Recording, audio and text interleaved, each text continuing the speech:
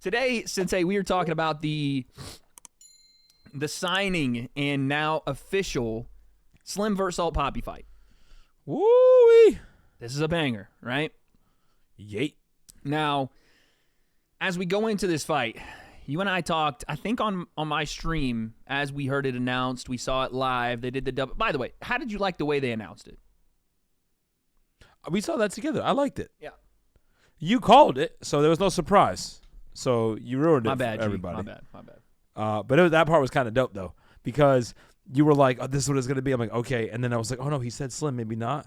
And you're like, yes. And then it was like the lights drop. I'm a student of pro wrestling. I'm a student of pro wrestling. I understand these things. I predict these things, mate. It was dope, though. I thought it was dope, like have Slim come back out. You know, you get the hype, the whole storyline there, and then you get the face-off. Yep. During that fight, it's like a way to add to that card. Yep. I thought that was creative and cool instead of just doing it, like announcing it on Twitter or whatever, some random day. Yeah, you need to have it feel important, right? Yeah, so that was cool. I thought that was dope. Like mostly those time fight announcements, like in influencer boxing, don't happen like that. You have the contract, it's official now. Yep. It doesn't happen like that. So that it felt like I was able to watch it, which was cool. Here's what I'll say: they need to make that special, right? Yeah. Like they need to make that. They don't need to do that again for a while. Don't do it again until right. Jake and KSI. Right. We're like, don't do that for everybody, which they're not gonna. But I enjoyed it as a one-off. I thought it was WWE-esque with the contract and all that. But I thought it was well done. I thought the lights coming down was a nice touch because, again, there's a callback to WWE. I think it's hilarious when they do the lights down touch. Like, who talks to the PA guy to tell him to turn the lights down? If this is like, they're doing it for a show, but if it was real, it's like, you got to tell the guy to turn the lights down before, you know what I'm saying? Yeah. They got mystic powers controlling the lights now, but I do like it. It's a nice touch. You know what? This fight is becoming the battle of the glow up. Have you seen this? Yes. We talked about it a little bit in our Misfits 9 breakdown, but glow for glow, who are you saying is the better glow up right now between Slim and Salt Papi? Dude, that hairline glow up is pretty crazy. Yeah. Salt Pete. What did I just say? Salt baby. Salt baby. Salt Papi. Yeah. Okay. Papi Chulo. Yeah. Is now Papi Chulo now. Look at these two dancing. You know what I'm saying? Look at him. Look at the transformation from then. I know. You know? Even Papi from then. That's what I'm saying, dude. He's round face it's to not freaking just, steal again, your girl. It's not dude. just the physical transformation. I know that there's going to be a transformation with his scale. Look at the jawline, dude. Come on, son. That jawline will steal half of freaking Manchester right now. What are you saying? Salt Papi is now Slim. Does Slim look like a skinny Bilal Muhammad to you right Papi. now? Yes, he does. Isn't that crazy? Smokes. Yeah. He looks just like a skinny Bilal Muhammad. Those glasses, I don't think they're supposed to be that high on your face. But, okay. Our guy Slim Salt Papi. What are we saying? How does this fight go down? How does it look? Talk to me. Ooh, I just think we're going to get a better version. They couldn't have taken a Salt Papi picture like a new one. I know. Salt Papi just went toe-to-toe with AT. Yep. Okay. Now that guy, he starched Josh Bruckner. Yeah. Let's not forget that, son. Don't forget it. Do not ever in your whole lifespan. I don't know if Slim could do either of those things, even if he just put on the weight like Salt Papi did. Like, let's say he just put on the weight, you know?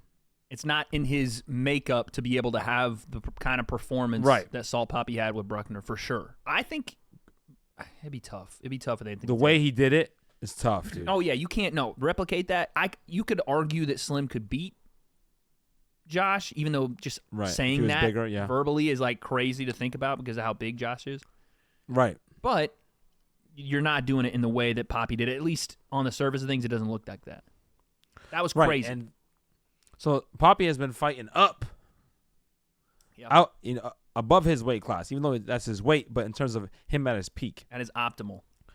I got to believe at least. Some people are they fight better, bigger, or whatever, but it wasn't like he was naturally like an athlete in that big. He was just a bigger guy, and then he started losing weight because of boxing and got him in better shape. But now he took it super seriously.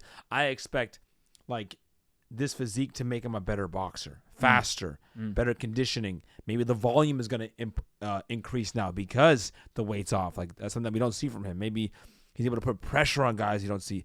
His footwork may be faster. His reactions may be quicker. Yeah. Again, more confident. These are all things. And the plus, he's hitting somebody who's thinner. So how does that power? If he's knocking dudes out like Josh Bruckner, and he's going toe to toe and tagging AT, how does that power? Even though he's lighter, still he's still going to be maybe faster. Listen, so the power's still going to be there. Bro. I've hit thick and I've hit thin. It's definitely a different thing. Definitely completely different.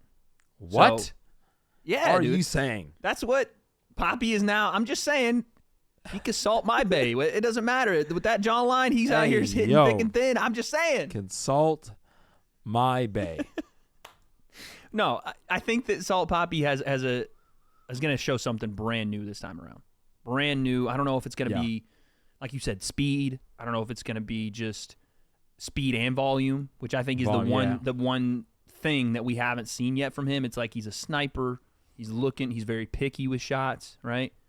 I think maybe this time around, because Slim is so volume heavy, you're going to have to pick it up a bit or get caught in the same kind of cyclone that you did with Anthony Taylor, where the exchanges are started by him. You're trying to find something, and by the time the exchange is over, he's landed a couple of shots, he's gotten to the clinch, and then he's reset.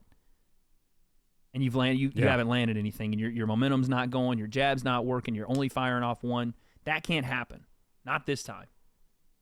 No. And on Slim's side of things, we know what we get with the guy. He's going to throw crazy volume. He's able to adjust during fights. I don't think he's going to throw crazy volume this time. I'm telling you, he stood in front of power. He stood in front of it. But out of all of his opponents, who was the most experienced? Temper, probably. Yep. And everybody else, pretty sure that was debut, essentially.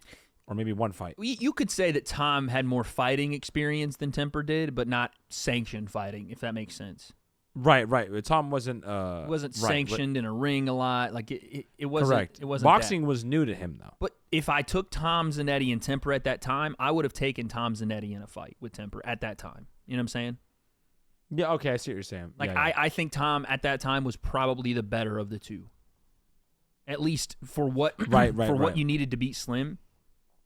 Right, but what I'm saying is, though, I'm talking about Slim was able to get away with a lot because of the people that he was fighting were like less experienced. For sure. So that that's where it's a little dangerous because you have like two undefeated fighters, but the resume is a little bit different. True. And I think for Slim, this is a step up. He's been talking about like he want to go down in weight, and I feel bad for Slim because he's been fighting guys who are like bigger guys. They've outweighed him a bunch, and he wanted to stop doing it. Now, it's his own weight, but it's an absolute monster. Hey, you know what I'm going to say? In weight. I'm going to say this. What happened to all the people saying Slim was ducking? What happened? Hey, I'm asking. What I thought he was a duck. I thought he was scared. I don't know what. Facts. That was fighting.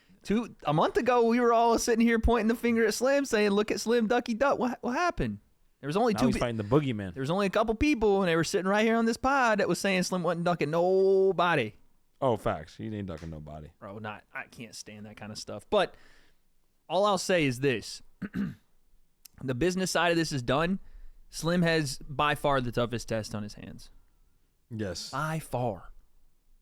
And like you said, you can't fight the same way you fought Ryan Taylor. You can't. Gonna get cleaned the fuck out. Yeah. Pause, but yes. It's going to be bad. Ay. But you can't even fight the way you fought Temper. Like there were 50-50s in that fight where Tommy was landing. He takes some risk. When he does I'll take some risk and I'm gonna go 50-50.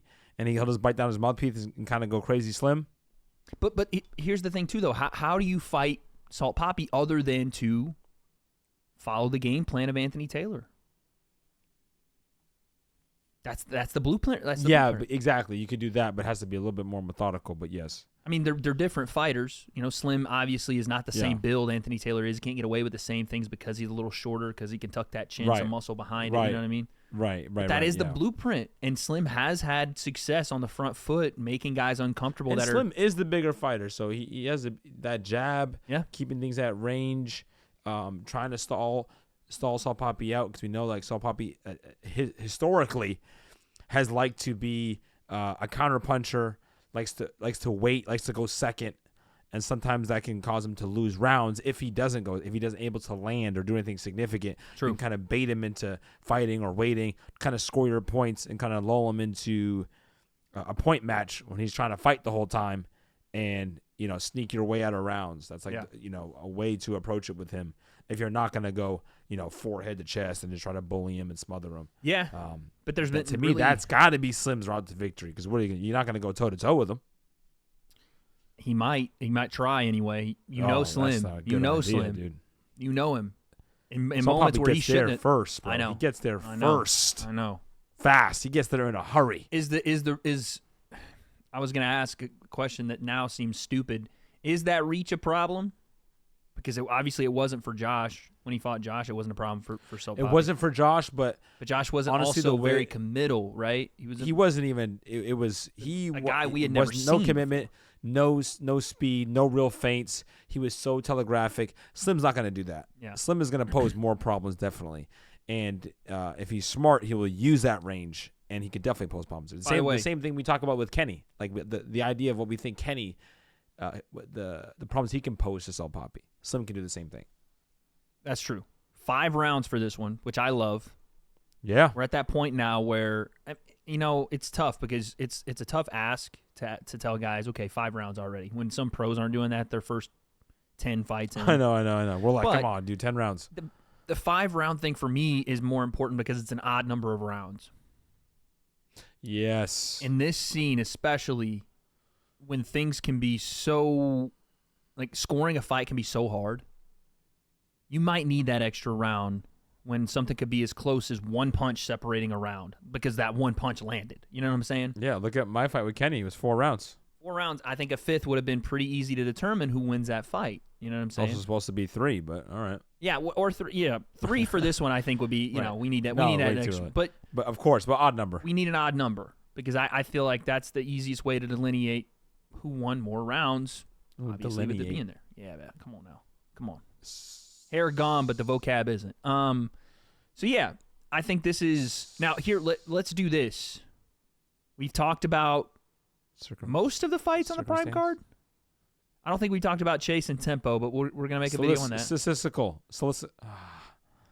Keep going. I'm not gonna move on until you get it now. I've been thinking about it. I've been stuck. Cycle.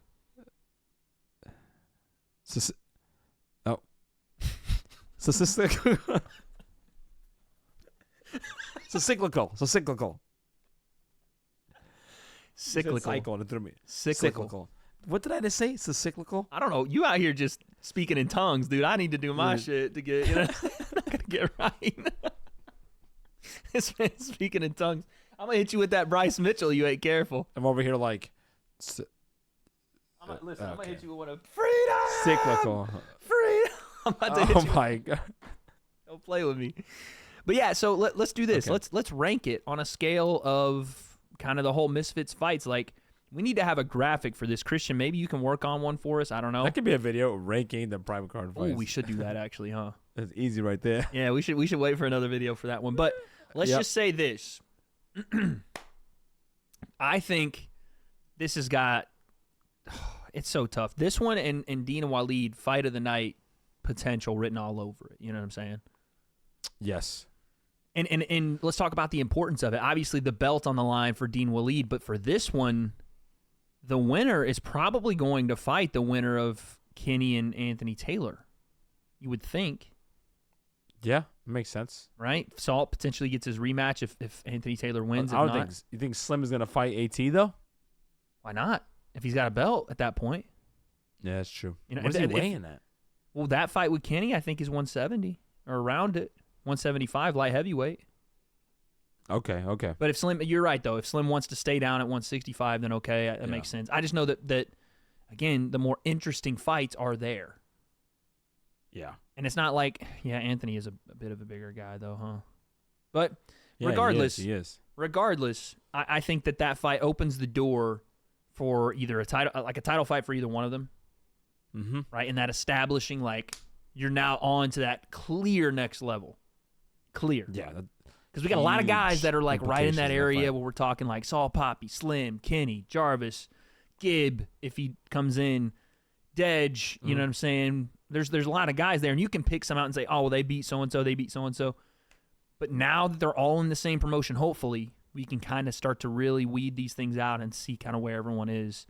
I think this is the first step toward doing that and potentially creating a massive star here. Like, Tall Papi is already this close. Yeah. Slim already has the numbers as far as like his wins to back it up. He's an entertaining personality. I think on fight week, he's one of those guys that could potentially steal the show with his talk. Yeah, like I remember the Temper when he had Temper as a dance partner, because Temper at that time the name was huge. So he hasn't had everyone else has kind of been like a new name. Ryan Taylor, Tom Zanetti.